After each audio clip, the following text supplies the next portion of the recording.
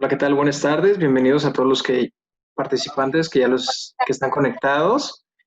Vamos a esperar unos minutos más para que se vayan conectando nuestros invitados. Muchas gracias.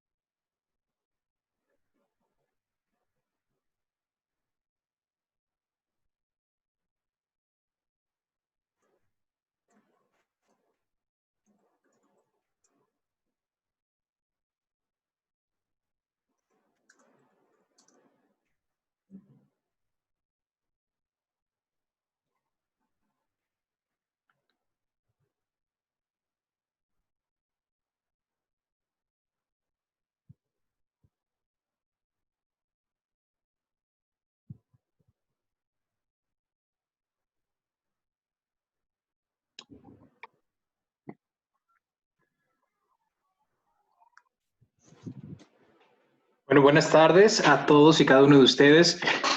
Mi nombre es Antonio Rosales, agradeciendo su participación y su asistencia a esta charla abierta titulada Salud Colectiva, Retos Inéditos y Disposición para la Resolución Antropotécnica. A nombre del doctor Roberto Carrillo López, queremos darle la más cordial de las bienvenidas. Antes de comenzar, me gustaría dar algunas indicaciones muy importantes durante la charla. Número 1, mantener apagado su micrófono y cámara. Número 2, si tienen alguna pregunta sobre el tema, hay que dejarlas en el chat. Al finalizar lo que es la charla, los especialistas la responderán. ¿Sí? Tendremos un periodo de 10 minutos. En dado caso de que en este tiempo no contestemos lo que son las preguntas, los panelistas, los de la charla, van a contestar sus preguntas vía correo electrónico. Bueno, sin más preámbulo, comienzo presentando al doctor Raúl Santana Rivas. Él tiene doctorado en psicología, maestría en ciencias sociales con orientación en comunicación y cultura, un diplomado en criminología, diplomado en criminalística, licenciado en psicología. Ha sido conferencista en varios temas relacionados a lo que es la psicología y actualmente es coordinador del programa de psicología en Universidad Marista de Guadalajara. Seguimos con el doctor Enrique González. Él es médico anestesiólogo paliativista dedicado desde hace 12 años a la atención del paciente con enfermedad avanzada, capacitador en diferentes instituciones de salud, tanto la salud como educativas con relación al manejo transdisciplinar del paciente crónico o en situación terminal. Él es coordinador de igual manera de nuestra especialidad en gerontología. Les damos la bienvenida y les cedo la palabra. Buenas tardes, Hola, muchas buenas. gracias. Bienvenido, doctor Raúl. Gracias por la presentación, Toño. Gracias, Marisol, Toño. por abrir este espacio. Bueno, pues como el formato que propusimos es una charla abierta, es abierta en el sentido de que no la preparamos de manera estricta, cerrada y abierta a que después también platiquen con nosotros. Y es una charla, pues, ¿no? No es una conferencia, por ejemplo. Entonces, yo lo que pensaba era el título. Si quieres, empiezo por el título, que se me ocurrió un poco más a mí, y tú me puedes decir como qué piensas con ese título y ya luego le seguimos, ¿no? Si me escucho bien, compañeros. Perfectamente, fuerte y claro. Bueno, pues creo que el centro era el asunto de los retos inéditos, porque en el título no está mencionada la pandemia ni la enfermedad pues, derivada del coronavirus 19, pero está conceptualizado en los retos inéditos, ¿no? A eso nos estamos refiriendo, pues a lo que estamos viviendo este año. Y bueno, hay como dos cosas muy importantes. Una que tiene que ver con la universidad y los programas de salud a los que pertenecemos, que tiene que ver con la salud colectiva, no solamente, pero tiene que ver. Y esta concepción más amplia de por dónde podríamos pensar lo que está sucediendo y lo que tenemos que hacer, que sería esta disposición para la resolución antropotécnica, que me toca más a mí desarrollar, y en el caso de Enrique, la parte de la salud, ¿cierto? Gracias, doctor Santana. Pues en realidad la antropotecnia específicamente podemos considerar que está basada en el bien común y en el bien propio. Entonces, parte de la estructura de esta plática, de esta charla, tiene como fundamento poder compartir pues estrategias que en realidad nos damos cuenta que basados en una condición pandémica pudiera ser favorecedor. Sabemos que a estas alturas ya tenemos muchísima información con respecto a esto, pero bueno, pues basado en la información que tenemos específicamente dentro de la gerontología y la psicología, pues queremos dar ahí un enfoque más dirigido. Bien, también yo quería apartarme de lo que se está, pues, presentando, ¿no? Muy seguido estas charlas por parte de expertos.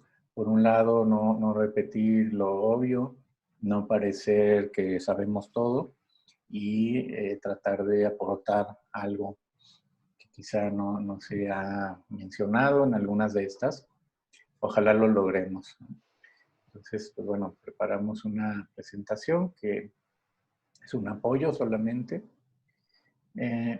No sé si quisieras agregar algo más de la charla en sí, en este contexto, ¿no? De las transmisiones en vivo, ¿cómo lo pensaste tú que lo tendríamos que lograr o por dónde hacerlo? Básicamente, literalmente poder completar la información que a nosotros nos parece importante. Hemos visto que los retos ante esta pandemia nos ha permitido pensar en nuestra propia persona, pero también pensar en los demás. ¿De acuerdo? Entonces, la antropotecnia tiene ese propósito, pensar en el bien propio y en el bien común. Y relacionado con el uso, por ejemplo, del cubrebocas, que sabemos que ha sido básico, relacionado con la sana distancia, con mantenernos en casa, pues literalmente eso favorece y eso concluye en la salud personal y la salud de los demás. Bien, yo tengo un interés pues de preguntarte cosas así de repente muy específicas, a ver si hay tiempo y más adelantito lo voy haciendo de una manera pues muy sencilla, ¿no? De que son incógnitas reales, son incógnitas que yo tengo y que puede también interesarle a los demás. Y bueno, en el sentido de lo que yo voy a presentar, espero que también me tengan un poco de paciencia, ¿no? Porque es la parte más quizá densa, pero que a mí me apasiona mucho. Entonces, si te parece bien, damos el paso al primero de los subtemas. Muy bien. ¿Todos están viendo esta pantalla? ¿Lo ves tú, doctor Santana? Sí, está la foto, ¿no? De nuestro amigo. Bueno, Perfecto. sí, hay salud colectiva. Bueno, hay muchas formas, ¿no? De ver lo que estamos viviendo, pero una que nos compete en los posgrados de Ciencias de la Salud es esto cercano a la formación de recursos humanos en salud y lo que se hace en este tipo de prácticas. Una vertiente muy interesante que yo encontré y consideré platicar el día de hoy es esta de la salud colectiva. Y voy a hacer un breve recorrido para tratar de manera un poco aledaña, ubicar por qué sería importante pensar en esos términos ahora con lo que estamos viviendo, que probablemente los profesionales investigadores ya lo estén haciendo, pero es útil, ¿no? Los demás también considerarlo. La salud colectiva pues, tiene como una cuestión conceptual, ¿no? Que ayuda a pensar. Es como un proceso social de la salud y tiene que ver con una práctica que está basada en un pensamiento.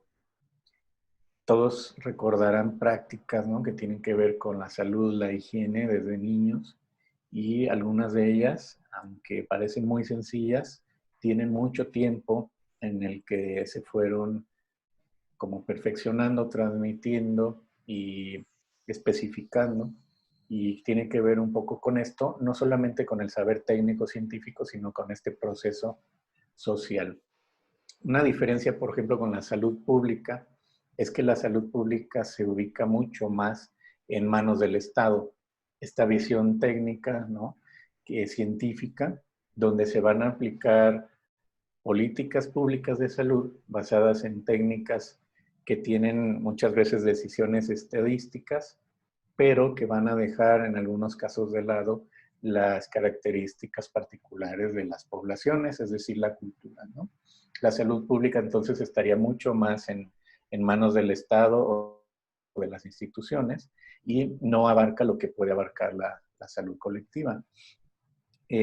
Por ahí lo que se crea como una especie de contrapeso a la salud pública va a ser la medicina comunitaria.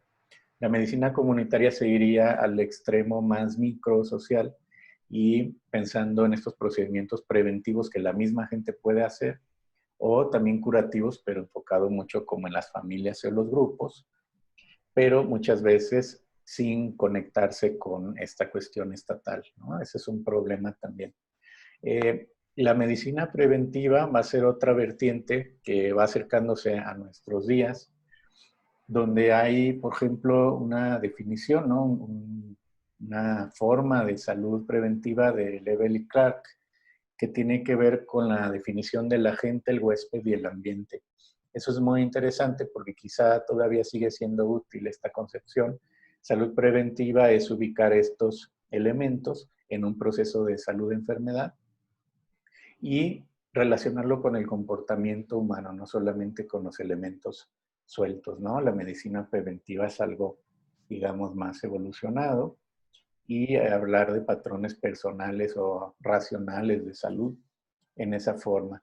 De esta genealogía se va a producir la salud colectiva como lo más complejo, ¿no? En este ámbito, en este campo, tiene que ver con no solamente ver como biológico los problemas de salud, es una práctica multifacética y política, cosa que en la pura visión científica no se puede considerar, ¿no? Entonces, les leo una definición de salud colectiva y yo quisiera que todo el tiempo estuvieran pensando en los problemas de salud y sobre todo en la pandemia, ¿no? Es un conjunto complejo de saberes, prácticas, técnicas científicas y culturales, ideológicas, políticas y económicas. Es todo lo que estamos viendo en las noticias, solo que no sabemos a veces delimitarlo, pero podría ser abordado por la salud colectiva. Y bueno, ahí van a entrar mucho las instituciones de enseñanza y de investigación y la sociedad civil, pensando pues desde la universidad, desde donde intentamos hablar. Esta salud colectiva sería de los mejores conceptos para abordar un problema como la pandemia en todos sus niveles y fases, en todas sus dimensiones y los actores que deberían ser involucrados. Hay que comprender entonces la salud de forma histórica, hay que recordar el derecho a la salud, eso es así como muy controversial, y bueno, también analizar cómo se produce el conocimiento sobre la salud, cómo está determinada la salud socialmente. Eso es un poco de la historia o la derivación de las formas del pensamiento de la salud hacia la salud colectiva, y ahí es donde quisiera marcar esta propuesta de pensar la pandemia. Bueno, eso a lo mejor es en unos años poquitos, ¿no? Una foto del futuro. Enrique. Gracias. Bueno, pues básicamente para poder introducir un poco esto, sabemos que las pandemias en la historia de la Tierra pues han sido variadas. Hemos recordado un poco de algunas pestes, algunas condiciones, la famosa gripe, la gripe asiática, la gripe de Hong Kong, que fue de lo último, el VIH y por supuesto, no menos importante, lo que acabamos de vivir hace alrededor de 11, 10 años con relación a la pandemia de la gripe de la influenza tipo A, H1N1 en México, que eso de alguna manera pues favoreció el poder empezar a identificar cuáles eran las condiciones de salud en México. Seguramente todos nosotros estábamos vivos y ya éramos adultos y pudimos identificar las crisis emocionales que surgían con relación a esto. Por fortuna en México no hubo tantos muertos, hubo alrededor de 175 muertos en total, al menos reportados por la Secretaría de Salud a octubre del 2009. Posteriormente ha habido casos aislados, ya tenemos vacuna por supuesto, una vacuna que a nivel público está siendo compartida alrededor de inicios del mes de octubre o noviembre de cada año. Entonces, toda esta información nos hace recordar la vulnerabilidad del ser humano y del ciudadano y la condición emocional también que es favorecida con relación a una pandemia. Recordemos nosotros lo que sucedió en aquella ocasión, la venta de los cubrebocas, la venta de los guantes, el gel antibacterial fue un absoluto boom.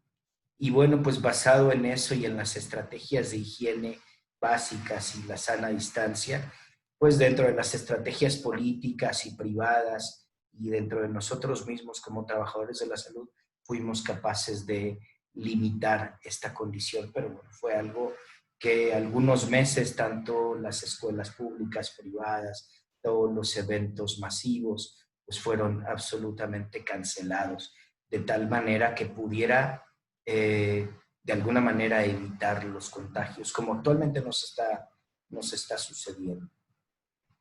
Y bueno, ¿qué es todo esto? Definitivamente sabemos que surgió una condición infecciosa de un virus en la ciudad de Wuhan, en China, en diciembre del año 2019, hace menos de un año, literalmente por la Organización Mundial de la Salud, llamada COVID-19, pero literalmente de manera científica SARS-CoV-2, y con unos síntomas iniciales identificados como tos seca, fiebre y dificultad para respirar. Esto nos hacía pensar o empezaron a definir los científicos expertos en infectología las consecuencias relacionadas con este padecimiento. Había personas que referían haber sido víctimas de este virus y que no tenían prácticamente síntomas o tenían pocos síntomas. Sin embargo, nos hemos dado cuenta al día de hoy, toda la actualidad en lo que tenemos, en las redes sociales y en páginas oficiales de la Secretaría de Salud y la Organización Mundial de la Salud, pues que este padecimiento ocasiona consecuencias fatales, sobre todo en personas mayores o con pacientes que viven con comorbilidades. Es decir, pacientes que viven con obesidad, sobrepeso, alguna enfermedad inmunológica que hace que las defensas del cuerpo disminuyan.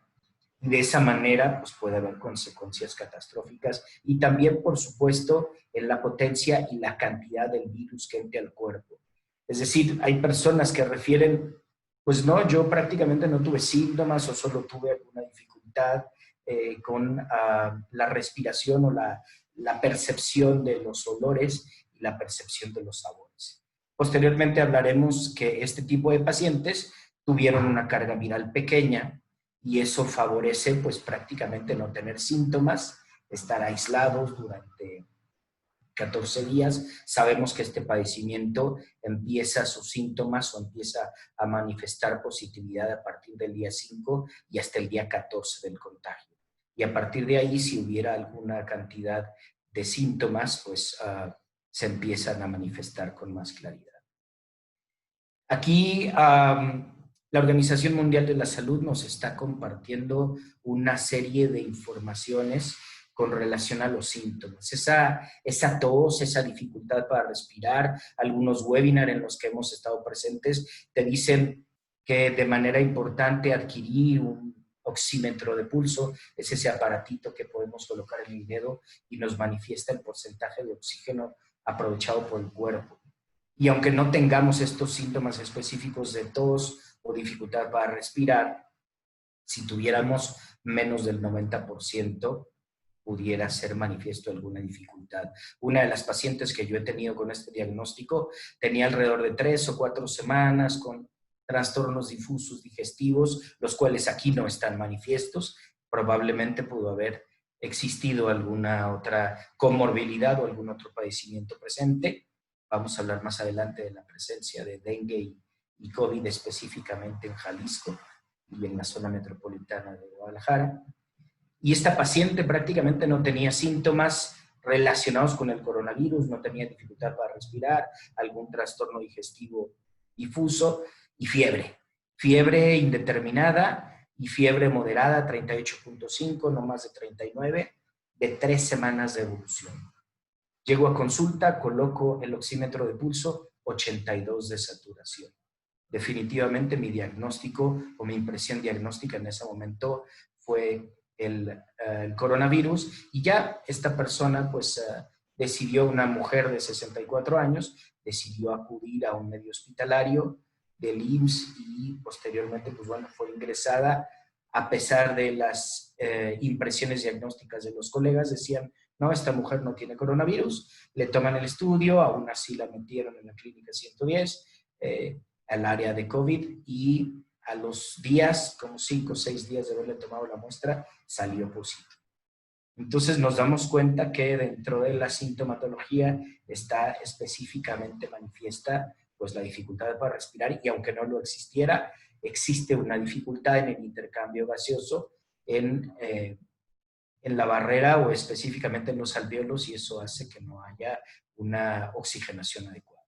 Vemos la fiebre, dolor de cuerpo o de músculos, vómito y diarrea, ya ahí hay unos síntomas más específicos digestivos, y últimamente se ha manifestado la pérdida del sabor y la pérdida del olor. El último paciente que tuve con relación a este diagnóstico, un joven de 34 años, alrededor de hace 2 semanas, donde tenía aparentemente inicios de alguna alergia, trastornos digestivos difusos, no severos, pero principalmente alrededor de 1 semana o 10 días después del inicio de estos síntomas, claramente llegaron la pérdida del olfato y la pérdida del sabor.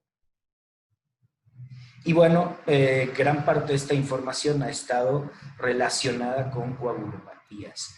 Este virus, parte de lo que ocasiona es lesiones en el endotelio vascular, es decir, la capa más interna de los vasos sanguíneos es dañada gracias al virus, y esto ocasiona a que ese tejido dañado favorezca la coagulación o la agregación plaquetaria, y por eso gran parte de las condiciones respiratorias y además sistémicas, es decir, de todo el cuerpo, pudieran manifestarse con coagulopatías o presencia de trombos en varias partes del cuerpo.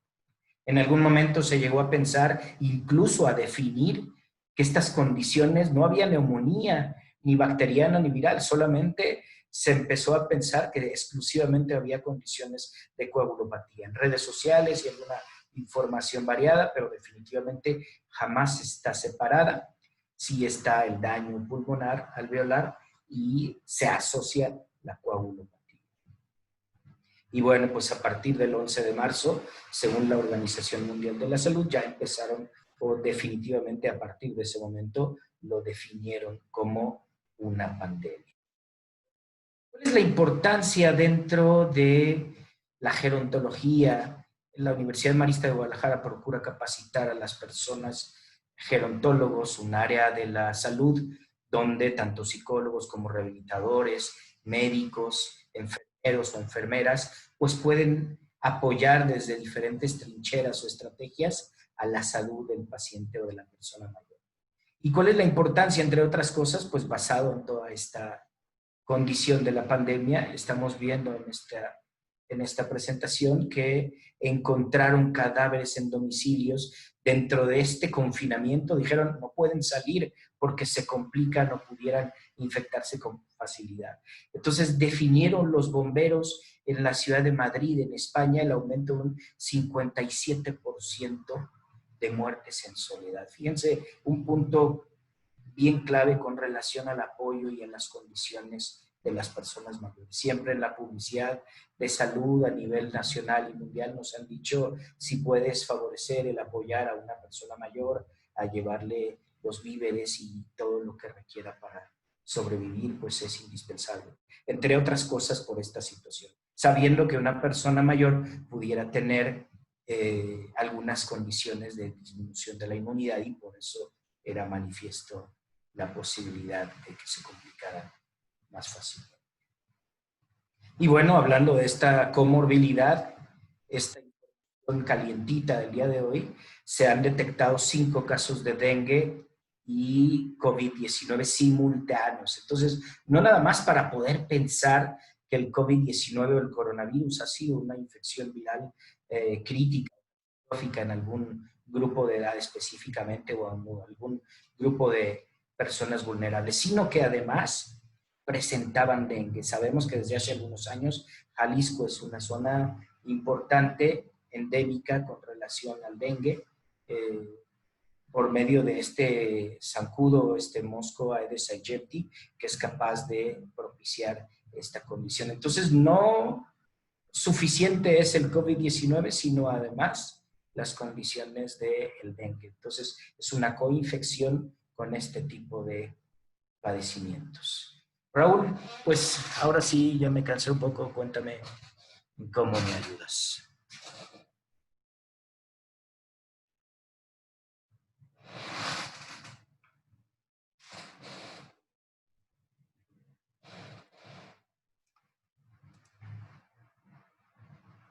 Estás en silencio, Raúl, desde hace unos segundos.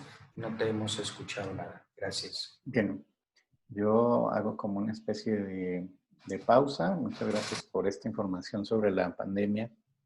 Y es importante tener como la visión de alguien que ha atendido pacientes, ¿no? Que es tu caso.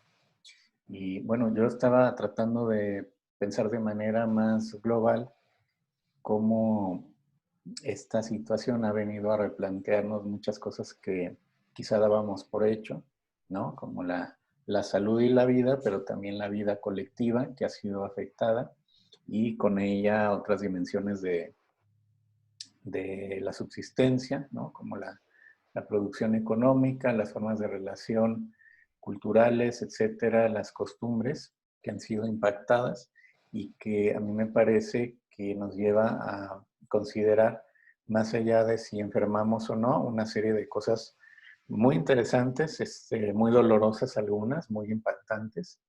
Y un recurso que yo encontré es este concepto de antropotécnica, desarrollado por el filósofo alemán Peter Sloterdijk, que retoma otras ideas, ¿no? Y yo les quería platicar cómo pienso yo que podría ser un recurso interesante para pensar esto que sucede, y no solamente en relación a la pandemia, sino una serie de condiciones de vida que en muchos casos venían siendo como consideradas que estaban ahí siempre, ¿no? Que iban a estar siempre ahí, y que, bueno, sorpresa, ahora se cuestiona fuertemente, ¿no? Entonces es como irme muy, muy atrás a una concepción de la genealogía de los seres humanos. Eh, es como ir a lo más simple para luego pensar que eso sigue estando presente en las necesidades actuales.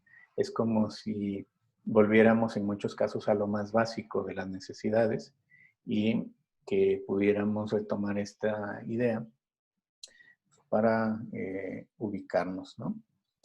Sloterdijk va a retomar a otro antropólogo filósofo, Arnold Gehlen, y bueno, él habla de la naturaleza del hombre. Ustedes saben que el hombre se refiere a la especie humana. Y bueno, es muy interesante algo que medio comentabas. El hombre sería un animal deficiente, pues, ¿no? A diferencia de otros, carece de los medios físicos para enfrentarse a la naturaleza de manera directa y subsistir. De modo que al no tener esta especialización física, pues es indigente y carencial. Esta visión parece un poco fea, ¿no? Problemática, pero es muy útil, me parece, porque es así que se tiene que actuar continuamente sobre el mundo para hacerse un sitio en él. Y creo que esto queda clarísimo ante la pandemia y otros problemas actuales, como por ejemplo la crisis de la contaminación, ¿no? Aumento de la temperatura, etcétera, etcétera. Bueno, hacerse un lugar en el mundo está siendo problemático, y la pandemia vino a recordarnos eso de manera terrible. Otra cuestión sería que el ser humano pues, es un homo faber, que necesita producir, contribuir a crear su mundo. No puede dejar de hacerlo. Y esto creo que también se hizo evidente porque la lógica que teníamos era que muchas veces pensamos que las cosas aparecen de manera mágica, que las pedimos, las compramos y las tenemos. Y ahora descubrimos un poco que tienen su proceso y que esos procesos fueron impedidos, de modo que es otra característica que la pandemia nos vino a resaltar. Finalmente, algo muy interesante, que podemos transformar en oportunidades todos los estímulos del mundo, actuando o dejando de actuar. Tenemos esa capacidad de regulación, y bueno, estas características van a desembocar en algo que tiene que ver con la tecnología. La tecnología es una concentración de esta condición que se vuelve de la vulnerabilidad al saber y luego a una aplicación sistemática. Hacia allá va la antropotécnica de Sloterdijk, y tiene que ver, podemos adelantar una diapositiva. No les voy a leer todo, es un poco lo que ya venía comentando, ¿no? Con compensar aquello de lo que se carece orgánicamente. Entonces, toda técnica es una creación de un medio ambiente artificial. Estos medios ambientes pues van a constituir esferas en donde podemos vivir los seres humanos. Estas esferas son las que ahora están en entredicho o que no fueron suficientes. Piensen mucho en cómo cambiaron de aspecto los espacios físicos y públicos, ¿no? De dónde podemos estar y transitar, en dónde nos vamos a resguardar, y creo que va a resaltar esta condición humana donde la técnica es importante para hacerse un lugar en el mundo que no sea ajeno, que no sea hostil, incluyendo los seres microscópicos como los virus, ¿no? Bueno, ya voy acercándome al asunto de la antropotécnica. Como decía Enrique al principio, tiene que ver con la mejora del mundo y la mejora de uno mismo. Tiene que ver también con protegerse de los golpes del destino y el riesgo de la muerte. Bueno, ahí hay una foto, ¿no? De los seres humanos que siempre han lidiado con ese tipo de riesgos. Y es muy importante resaltar que no solamente es una mejora del mundo, sino también de uno mismo. Y ahí es donde la salud colectiva se inculcaría también como prácticas que son ubicadas en los individuos también, en su propia conciencia incluso, no solamente en actividades.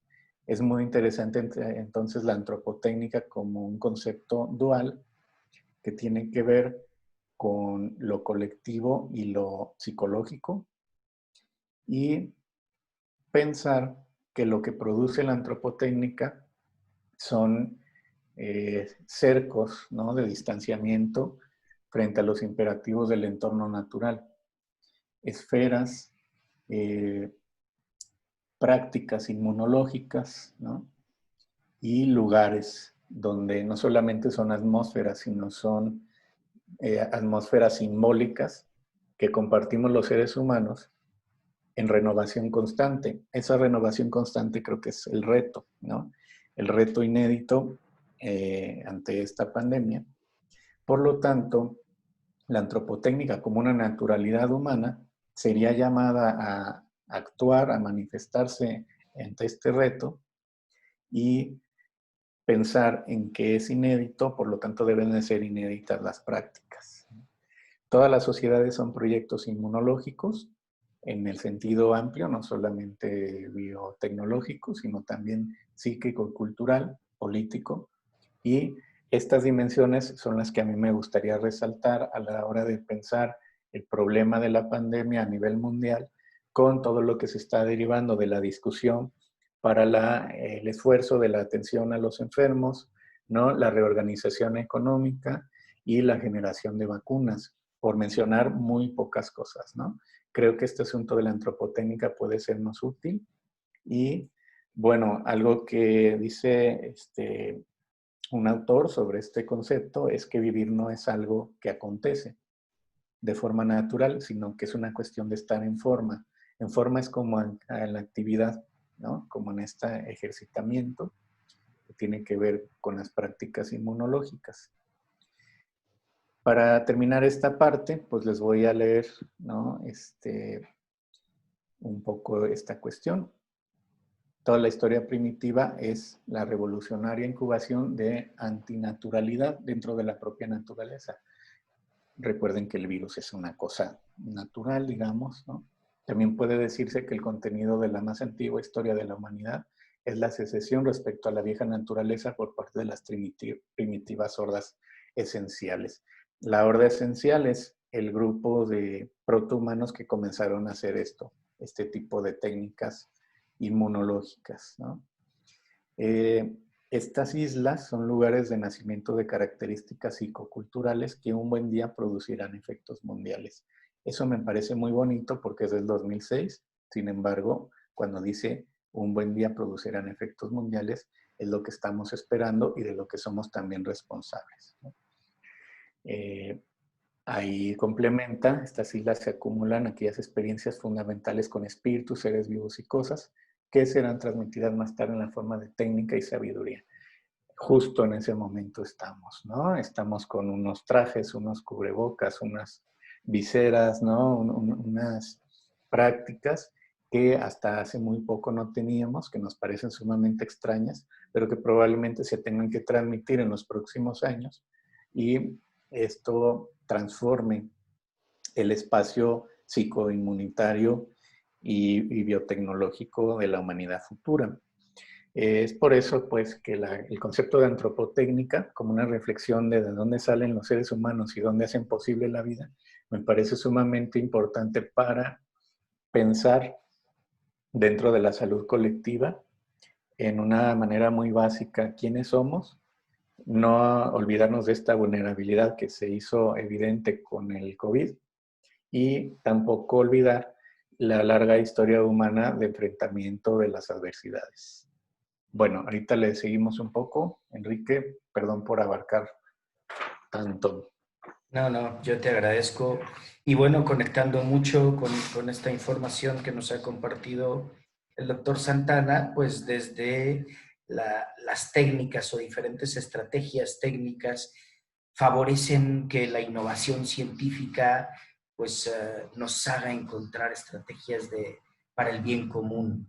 Es decir, hay diferentes estrategias. Estamos viendo acá la oportunidad de crear algunos lavamanos públicos, el control de la temperatura del agua y algunas condiciones con antisépticos o alguna especie de jabones favorezcan la limpieza más amplia y absoluta o de alguna manera completa de las extremidades superiores de las personas que se encuentran en estas regiones. Todos conocemos, por supuesto, y tenemos un lavamanos al menos en nuestros domicilios, en nuestros trabajos, pero estas características o este tipo de lavamanos públicos nos permiten mantener una temperatura y unas características con el agua para poder favorecer la desinfección. Por otro lado, sabemos que siempre nos han dicho no te toques la cara porque eso puede favorecer que si tocaste algún objeto o alguna persona pudieras llevarte el microorganismo a las vías respiratorias y en verdad contagiarte. Por eso las estrategias que compartiré más adelante están vinculadas con esto. Y esta pulsera que alcanzan a ver aquí abajo, esta pulsera cuando intentas acercar tu brazo o tu mano, el antebrazo, perdón, a la cara, te vibra y te está avisando, hey, te vas a tocar la cara, ten cuidado. Entonces, bueno, entre el ser humano en realidad nos ha permitido todas las condiciones de la vida para encontrar estrategias que puedan favorecer nuestra calidad de vida.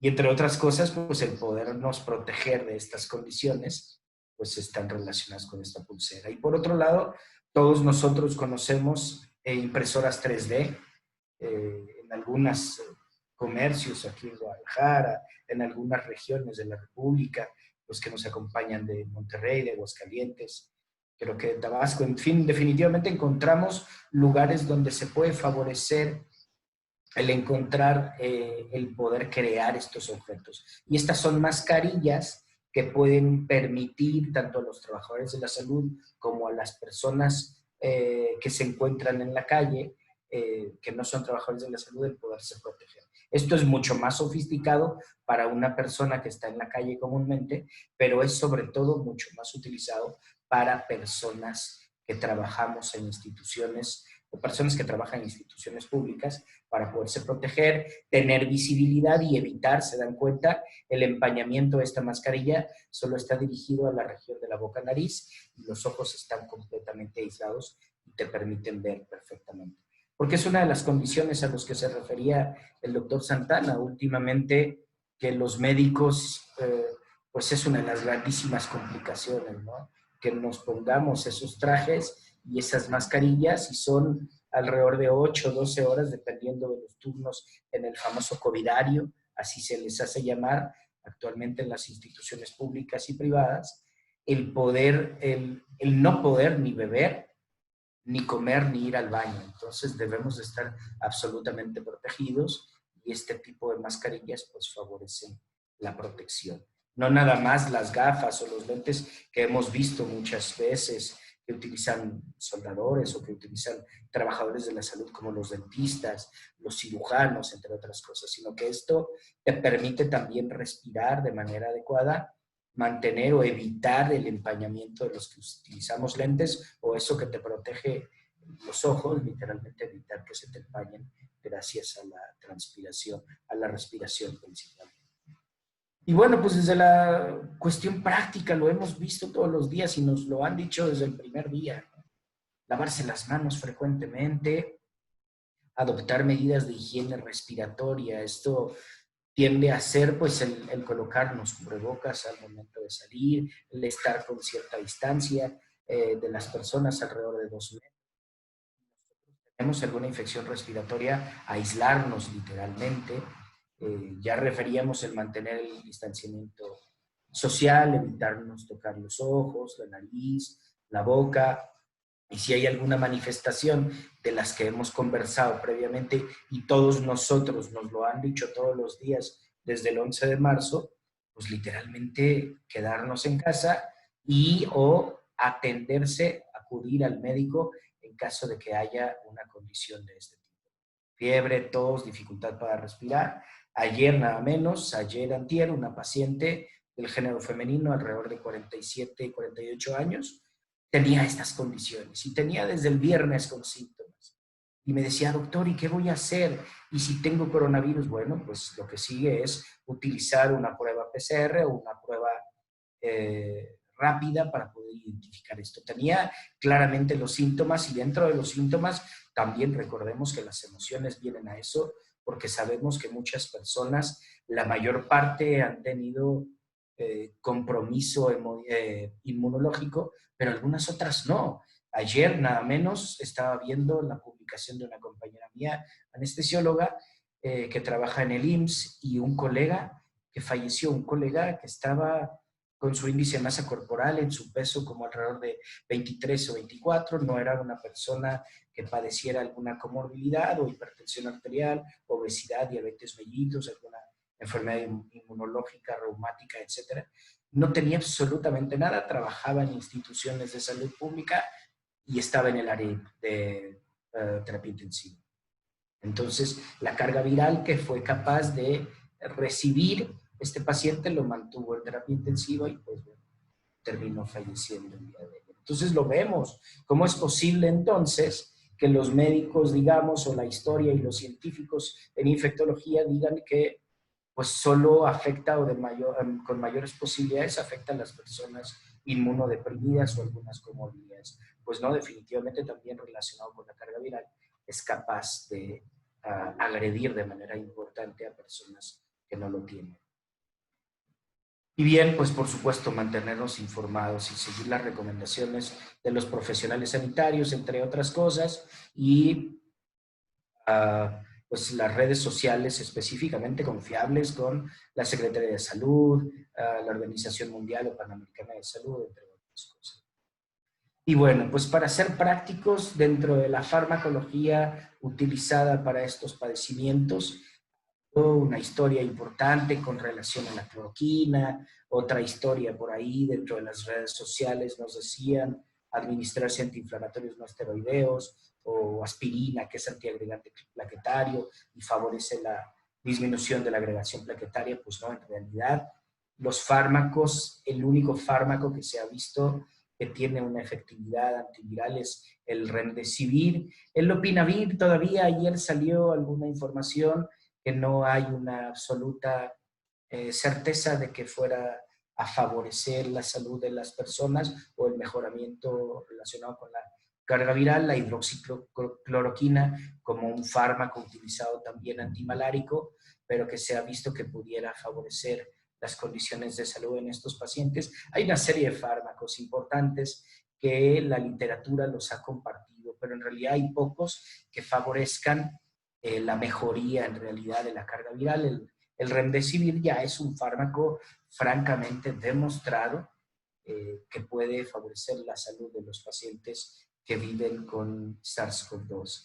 Y entre otras cosas, bueno, la posición, hemos visto quizá algunas imágenes también en la estrategia de terapia intensiva, imágenes de en prono o boca abajo, alrededor de 12 o 16 horas, por la misma fisiología respiratoria y el tórax que permite que estar en decúbito prono o boca abajo favorezca la expansión, lo que llamamos amplexión y amplexación de del tórax para que se permita la expansión más adecuada. Y ya un anestesiólogo de Italia desde por ahí de los años 70 y principios de 80, pues empezó a referir esto con padecimientos parecidos al coronavirus y literalmente mejora la oxigenación con ese aparatito al que yo me he referido desde hace algunos minutos con relación a este tipo de mejoría o de antecedente. Entonces pones el oxímetro de pulso, lo colocas en decúbito prono alrededor de 12, 16 horas, ves mejoría franca, definitivamente es lo adecuado. Si no la hay, pues no hay necesidad de mantenerlo en esa posición, lo regresas a su posición. Hay equipos incluso en los hospitales públicos y privados, los pronadores le llaman, específicamente gente que se dedica a colocar a los pacientes boca abajo para poder mantener este proceso ventilatorio automático por medio de las máquinas o los ventiladores. Entonces, con mucho cuidado porque pues son pacientes con relajación muscular, con hipnóticos, con analgésicos y medicamentos probablemente para mantener tanto la oxigenación como la función cardíaca. Entonces, definitivamente es un procedimiento bastante delicado que pudiéramos lesionar de manera permanente alguna extremidad o incluso la columna cervical y dejar una cuadriplegia gracias a un mal movimiento. Entre otras cosas, dentro de la misma práctica, pues la Universidad en Liverpool nos permite, si ya somos pacientes que tenemos coronavirus, definitivamente se favorece este tipo de estrategias, el poder realizar alguna interacción fármaco-fármaco, que sabemos que por desgracia, cuando tenemos dentro de la gerontología o la geriatría, el determinar de 3 o más fármacos se considera polifarmacia. Es decir, múltiples medicamentos que pudieran permitir el que exista fácilmente una sinergia o antagonismo, es decir, que potencialice algún medicamento o que lo pueda disminuir. ¿De acuerdo? Esto me pareció muy importante. Gracias, doctor Santana. Gracias, doctor González. Bueno, quiero cerrar esta parte de la presentación. Yo me tengo que ausentar a las puras 7, pero espero alcanzar a escuchar alguna de las preguntas. Finalmente, enfatizar la importancia del fenómeno comunicativo de la pandemia, que tiene muchísimo que ver con esto que veníamos hablando, de la información correcta, de las prácticas en salud que resulten mejores para la inmunidad colectiva y esta cuestión de la responsabilidad de cada quien en esta parte de la pandemia. La divulgación de la ciencia tiene mucho que ver con el éxito de las prácticas.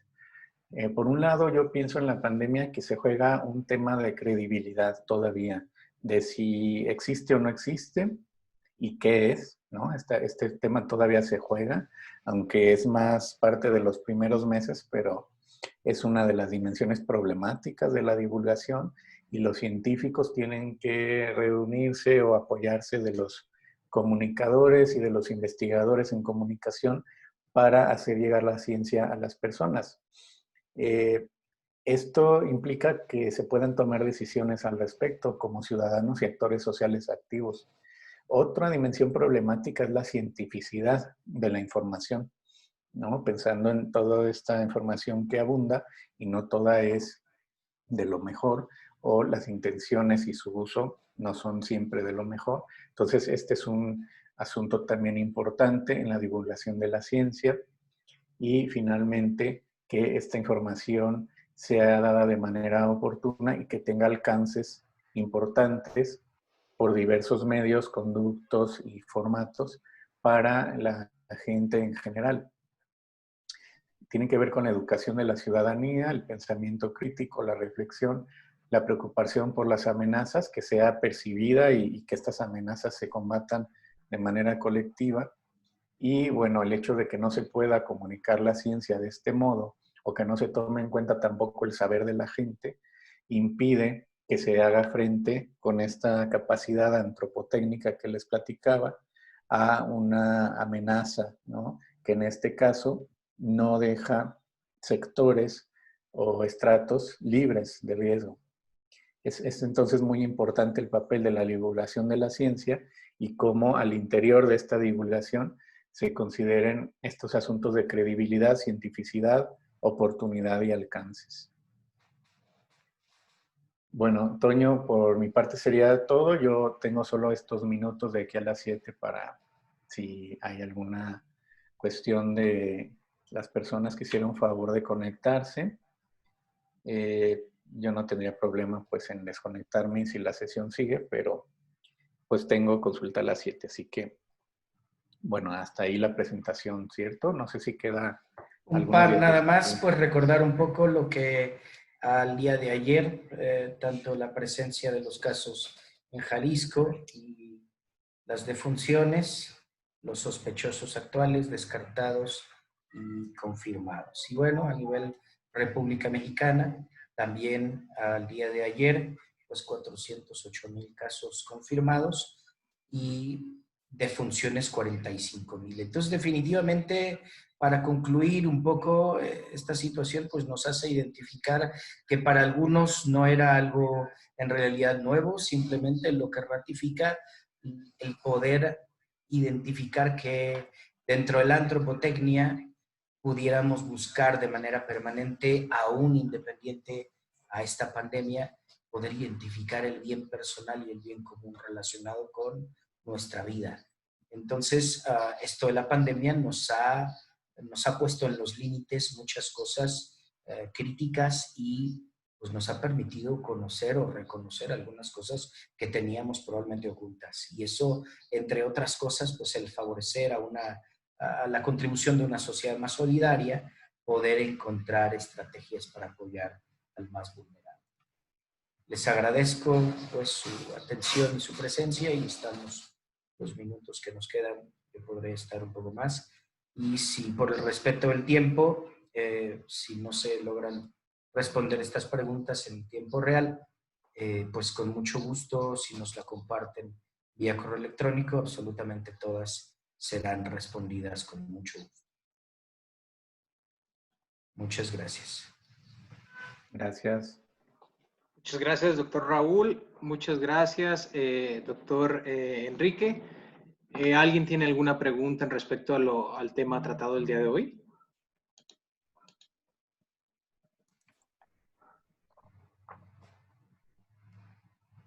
Pueden ponernos las preguntas en el chat.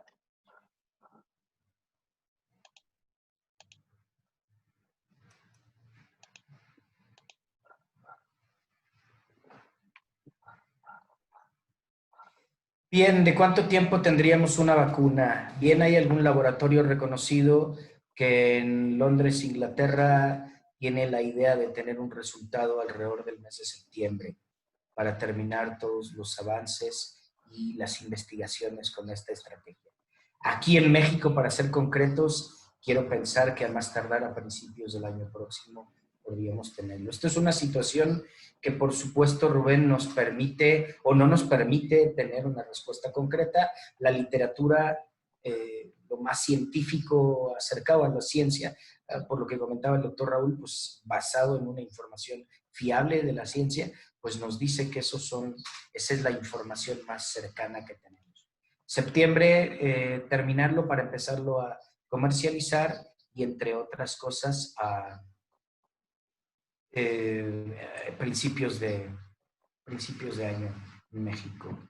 ¿Qué tan efectivas son las gotas que utiliza Olga Sánchez Cordero? Y ese déjenmelo de tarea, por favor, porque no las conozco, no estoy seguro. Creo que he escuchado alguna información de esto, de ella específicamente, pero no cuáles son. Ivette, te pido de favor nada más que nos hagas llegar esta información o repetirla por correo para yo responderla de manera adecuada. Ha habido una serie de informaciones con relación al hidróxido de cloro. El hidróxido del cloro, lo que digo, yo no tengo una información clara. Parece que los homeópatas o los médicos alternativos tienen este tipo de estrategias basados en dosis, entre otras cosas. Porque literalmente la literatura, no muy lejos, a días previos, se ha manifestado de quemaduras de esófago. En mis redes sociales compartí hace unos días de una endoscopía en la que estuve presente con una quemadura de esófago gracias al hidróxido del cloro. Parece que algunos médicos alternativos referían que basado en la dosis principalmente. Las pruebas rápidas sí muestran resultados correctos. ¿Y qué marcas recomendarían? Hay muchas marcas con certificaciones europeas, 97.7% alrededor de la mayoría de ellas. Si nos mandas, Gloria Ruiz, por favor, la información, con mucho gusto te mando las marcas que yo conozco. Ahorita no tengo exactamente las marcas en la memoria, pero con mucho gusto te lo hago. Carmen Beltrán dice, con la disociación de opiniones que tiene el gobierno federal con la realidad, es que debe resurgir la antropotecnia con un tercero, que seamos los ciudadanos y nos pongamos a investigar. Mucho trabajo tenemos para concientizar a la gente. Por supuesto, estamos a horas de definir el botón de emergencia que quiere disparar el gobernador Enrique Alfaro. Entonces, definitivamente es bien importante identificar que, pues, dentro de la antropotecnia, ¿qué nos sirve, Carmen? Definitivamente, ¿qué te sirve a ti y qué le sirve a los demás para la misma protección? Entonces, definitivamente, la sana distancia, el uso de cubrebocas, el evitar el contacto físico y el mantenernos en la medida de lo posible dentro de casa. Sabemos que muchas personas trabajan en la informalidad y si no salen a trabajar, no viven, no comen. Entonces, es bien importante analizarlo.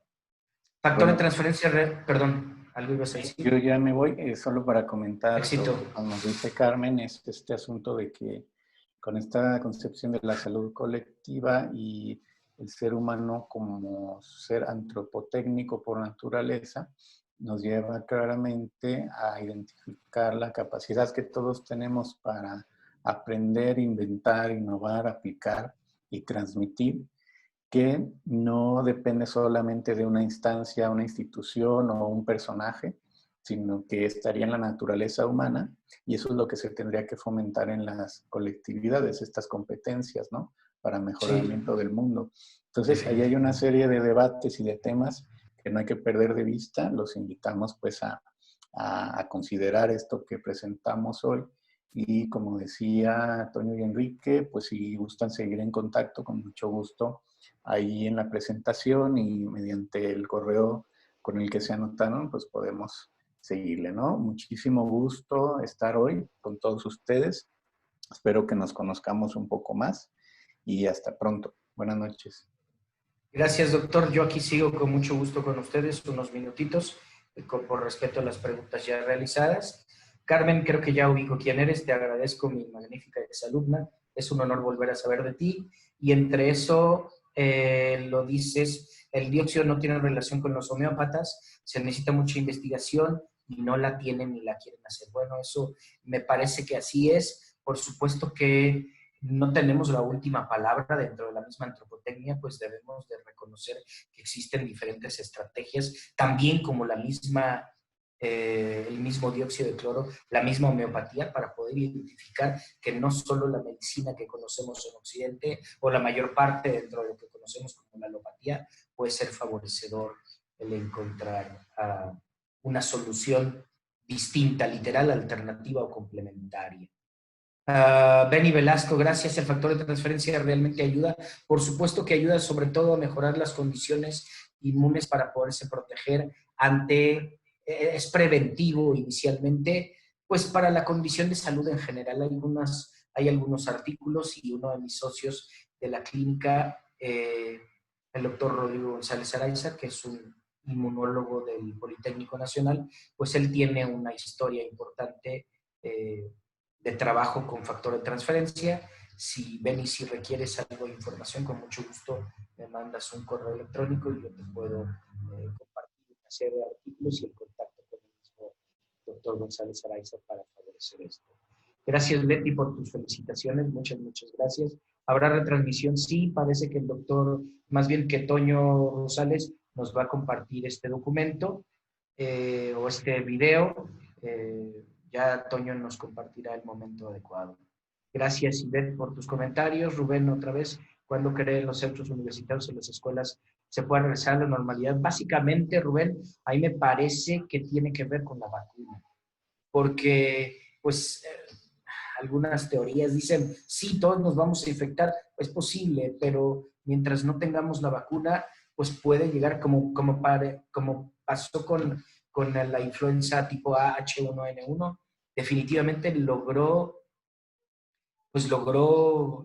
manifestarse o cerrarse el círculo o la cantidad de personas que se hayan infectado. ¿Por qué? Pues gracias a la vacuna, ¿no? Que entre el 2009 y 2010 empezó a surgir y pues ya lo tenemos como esquema de vacunación de salud. Entonces, definitivamente basado en esta pregunta, quiero pensar que tiene que ver con la vacuna. Y si escuchamos que esto tiene seguramente el próximo año, a principios de año en México, pues probablemente, Rubén, me apena decir que es muy posible que hasta el próximo año regresemos a la nueva normalidad basado con esto de las vacunas. Margarita, de nuevo, muchas gracias a ti por la oportunidad. Daniel, gracias. Y bueno, pues si no hay nada más que agregar, ha sido para mí un honor completo estar con ustedes. Gracias que desde la Universidad Marista de Guadalajara nos permita compartir a ustedes información basada en la ciencia, no tanto en medicina, sino en psicología y diferentes estrategias, que lo que conocemos de manera ideal debe de estar basado en evidencia para poderse compartir. Muchísimas gracias por todo. Es un honor. Que pasen buenas noches. Muchas gracias, doctor Enrique. Gracias. Con todo gusto les compartiremos lo que es el correo electrónico del doctor Enrique, del doctor Raúl Santana. Reitero, ellos son coordinadores, el doctor Raúl Santana del doctorado en psicología, doctor Enrique González de nuestra especialidad en gerontología.